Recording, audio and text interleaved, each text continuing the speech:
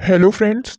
Media mature के YouTube channel the zero में एक बार फिर आप सभी का हार्दिक स्वागत है। आप देख रहे हैं अपना लोकप्रिय कार्यक्रम अगेंस्ट PACLL। तो चलिए साथियों आगे देख लेते हैं। पिछले वीडियो में हम यही देख रहे थे कि कौन कौन से जो है अथॉरिटी या कौन कौन सी ऐसी जगहें हैं जहां पे बर्ड्स एक्ट नहीं लग सकता। अभी उनकी गिनती पूरी नहीं हुई है, अभी ये भी आगे अभी हमें और देखना है। तो ये लिखा हुआ है कि रिप्रेजेंटेशन ऑफ पीपल एक्ट 1951 के अंतर्गत उसकी धारा 34 के अंतर्गत अगर कोई पैसा लिया गया है तो वहां भी बट्स एक्ट नहीं लगेगा। 29B के अंतर्गत किसी भी पॉलिटिकल पार्टी द्वारा पैसा लिया गया है तो वो भी बट्स एक्ट के अंतर्गत नहीं आएगा। जैसे कि हिंदी में ये देख लेते हैं, यहां दिया हुआ है जन प्रतिनिधित्व कानून 1951 की धारा 34 के तहत की गई कोई जमा राशि या किसी राजनीतिक दल द्वारा धारा 29B के तहत स्वीकार की गई राशि, ये दोनों ही बट्स एक्ट के अंतर्गत नहीं शामिल है। कोई भी ऐसे सेल्फ हेल्प ग्रुप जैसे संस्थाएं वगैरह चलती हैं, मदद के तौर पर देती हैं पैसे, ये जो राज्य सरकार के अंतर्गत या किसी यूनियन केंद्र शासित प्रदेश की सरकार के द्वारा अगर रजिस्टर्ड है तो उसमें जो पीरियोडिक पेमेंट यानी किस्तों में जो पेमेंट की जाती है उसकी अगर कोई डिफॉल्ट होता है तो उसमें भी बट्स एक्ट नहीं शामिल आएगा।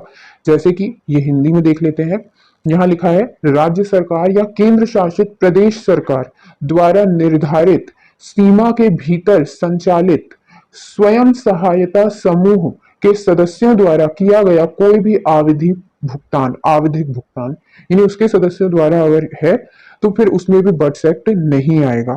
इसके आगे देख लेते हैं।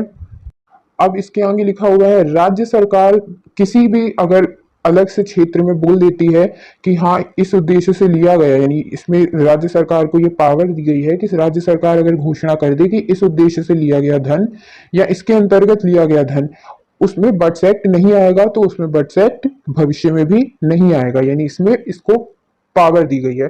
यहाँ लिखा हुआ है इस तरह के उद्देश्य के लिए एकत्रित की गई कोई अन्य राशि या ऐसी सीमा के भीतर जो राज्य सरकार द्वारा निर्धारित की जा सकती है, जो भी राज्य सरकार निर्धारित कर सकती है जिसके लिए और वो घोषणा कर देती है कि यहाँ पर नहीं आएगा तो वहां बट्स एक्ट नहीं आएगा। अब नीचे दिए हुए हैं पॉइंट, उनमें से किसी में भी उसके बिजनेस चलते समय कोई पैसा लिया जा रहा है या उस बिजनेस को चलाने के उद्देश्य से पैसा लिया जा रहा है या उससे कनेक्टेड किसी भी कार्य के लिए पैसा लिया जा रहा है, वो भी इसके अंतर्गत नहीं आएगा। अब ऐसे बिजनेस में क्या क्या चीजें शामिल है, जब हम किसी भी सामान को खरीदने के लिए किसी लॉट में हम ऑर्डर दे देते हैं कि हमको ये 10 किलो चाहिए या कुछ भी चीज के लिए ऑर्डर देते हैं या किसी सेवा के लिए हम जब पैसा भरते हैं उसको खरीदने के लिए या उसकी सप्लाई करने के लिए, तो जो पेमेंट की जाती है या जो एडवांस दिया जाता है या जो पार्ट पेमेंट की जाती है वो इसके अंतर्गत नहीं आएगी। और जो उसमें एक शर्त भी रख देते हैं कि भाई अगर ये सामान नहीं बिका या ये सर्विस बाद में कहीं अदर जगह नहीं गई तो ये पैसा जो है वापस हो जाएगा, तो उस स्थिति में भी बट्स एक्ट नहीं लगेगा।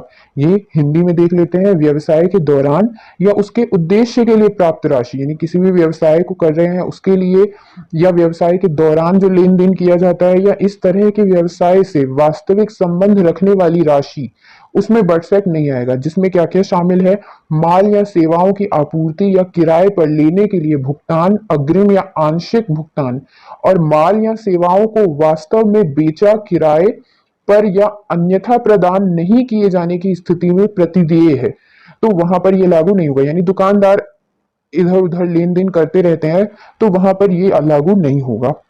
किसी भी अचल संपत्ति को बेचते हैं या कुछ भी उसके संबंध में जब कोई पैसा लिया जाता है एडवांस के तौर पर और किसी संविदा के अंतर्गत एग्रीमेंट बनाकर या कुछ ना ऐसी व्यवस्था बना करके जिसमें हम कोई ना कोई कंडीशन रखते हैं तो वो भी इसके अंतर्गत नहीं आएंगे। ये हिंदी में है, एक समझौते या व्यवस्था के तहत एक अचल संपत्ति के विचार के संबंध में प्राप्त अग्रिम इस शर्त के अधीन है कि इस तहत के अग्रिम को ऐसी अचल संपत्ति के खिलाफ समायोजित किया जाता है जैसा कि समझौते या व्यवस्था के संदर्भ में निर्दिष्ट है। यानी जो भी नियम शर्तें उसमें संविदा में दी हुई है, अगर उसमें कुछ उनको एडजस्टमेंट करने के उद्देश्य से वो एडवांस दिया गया है तो वो उसमें बट्स एक्ट में नहीं आएगा। इसके बाद देख लेते हैं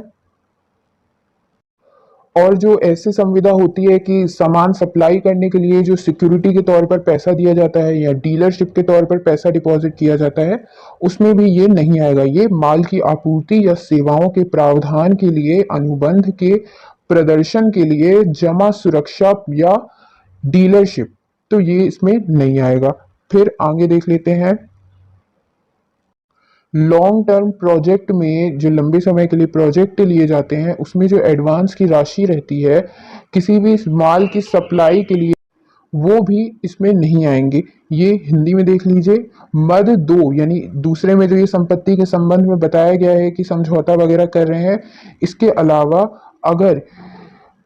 अलावा अगर निर्दिष्ट को छोड़कर पूंजीगत वस्तुओं की आपूर्ति के लिए दीर्घावधि परियोजनाओं के तहत अग्रिम, ये भी इसमें नहीं आएगा। थोड़ा मुश्किल है साथियों, पर धीरे धीरे समझ में आ जाएगा पूरा।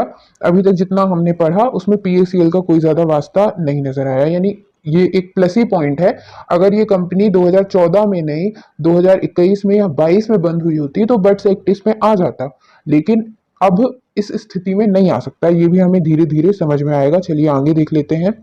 अब इसमें एक और चीज बोली गई, ये जो चार चीजें, ये एक दो, ये दो, और ये आपका तीसरा और ये चौथा पॉइंट, इसमें जो जो चीजें बताई गई हैं यानी व्यापार से संबंधित जो भी ये लेन देन बताए गए हैं, ये सभी जिस स्थिति में रिफंडेबल हो जाते हैं, यानी कि अब ये पैसा लौटाने का जब समय आ जाता है, तो उस तारीख से 15 दिवस का समय रहेगा। अगर 15 दिवस के अंदर अंदर वो रिफंड नहीं किया जाता है तो वो डिपॉजिट के अंतर्गत आ जाएगा, यानी 15 दिन के समय के बाद वो डिपॉजिट बन जाएगा।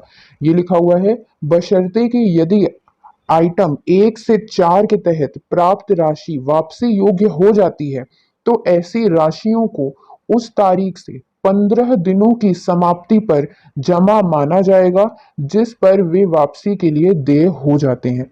15 दिवस के बाद ये बट्स एक्ट उसमें आ जाएगा। अब दूसरा पॉइंट ये दिया हुआ है कि जब ये सारा पैसा, अब ये ऊपर जितनी भी चीजें हैं उन सब चीजों के बारे में बोल रहा है कि जब ये रिफंडेबल हो जाता है यानी वापस करने योग्य हो जाता है पैसा, और अब ये वापस होने योग्य क्यों हो गया, क्योंकि जिसने पैसा लिया है उसने जहां सरकारी विभाग से कानून के अंतर्गत समय रहते उसको परमिशन लेनी थी, वो नहीं ले पाया उस चीज को करने के लिए। तो ऐसी स्थिति में जब वो रिफंडेबल बन जाता है तो वो डिपॉजिट माना जाएगा, यानी वो बट्स एक्ट के अंतर्गत आ जाएगा। कब? जब वो सरकार से लाइसेंस नहीं ले रहा है या परमिशन नहीं ले रहा है।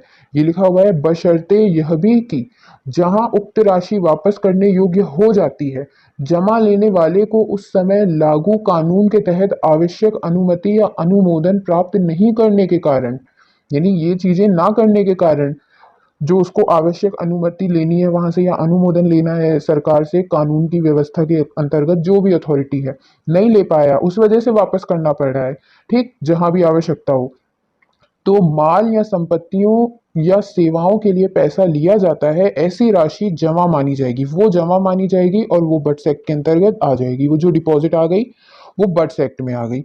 इसके आगे यहाँ पर दिया हुआ है कि जहाँ जहाँ कंपनी की बात है वो सब उसकी बात कर रहे हैं जो कंपनीज एक्ट 2013 के अंतर्गत बताई गई हैं, वो कंपनीज कहलाती हैं।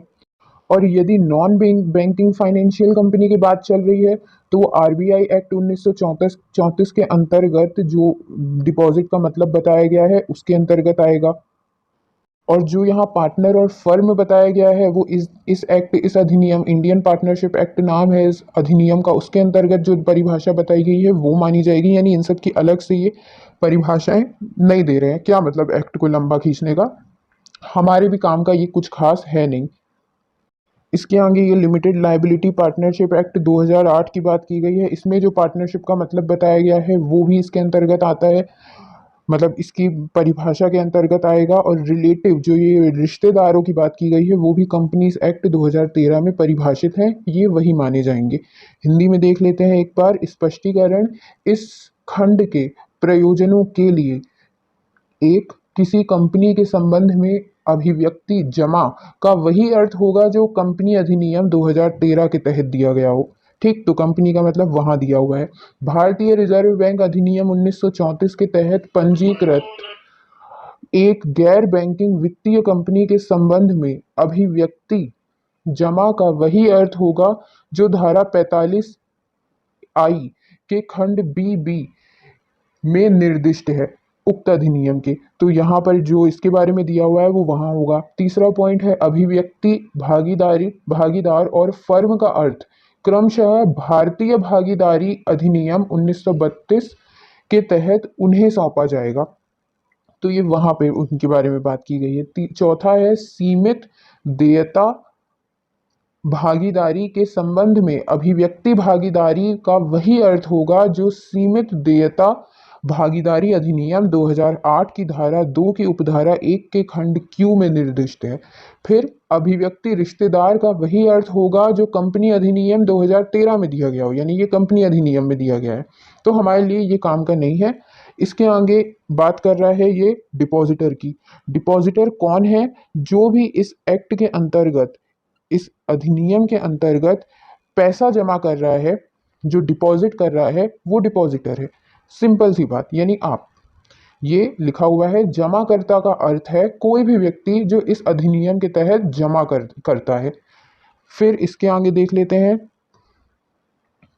डिपॉजिट टेकर की बात हो रही है, यानी कौन जो पैसा ले रहा होता है वो, उसके बारे में तो ये हम अगले वीडियो में कवर करेंगे साथियों। तो फिलहाल के लिए बहुत बहुत धन्यवाद। जय हिंद, जय भारत।